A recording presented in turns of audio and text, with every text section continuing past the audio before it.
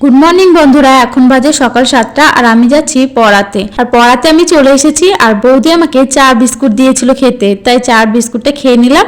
আর তোজো দেখো একটা পাখা কিনেছে, কি সুন্দর পাখাটা, ব্যাগে করে যেখানে সেখানে নিয়ে যাওয়া যাবে, গরমের মধ্যে খুবই ভালো। আর আমি পরিয়ে চলে এসেছি আর আজ খাবো সেদ্ধ ভাত। সকালে একটা আলু সেদ্ধ নিয়েছি, মাছ ভাজা নিয়েছি আর কটা শসা কেটে নিয়েছি। আর দুপুর হয়ে গেছে, মা দুপুরে রান্না করছে। আর এক গ্লাস আখের গুড়ের জল খেলাম আর বাবাকেও এক গ্লাস দিলাম।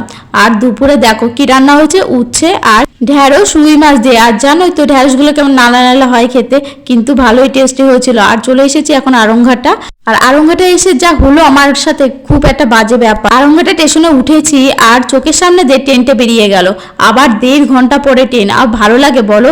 স্টেশনের উপরে একটি কালী ঠাকুরের মন্দির আছে, কিন্তু আমি এই 1.5 ঘন্টা কি করবো আমি বুঝতে পারছিলাম না। আমি শুধু হনুমানগুলোকে দেখছিলাম, একবার নিচে নামছে একবার উপরে উঠছে। আমি যখন স্টেশনে আসি তখন স্টেশনটা পুরো ফাঁকা ছিল, এখন দেখো কতটা ভরাট হয়ে গেছে, কত ভিড় জমে গেছে।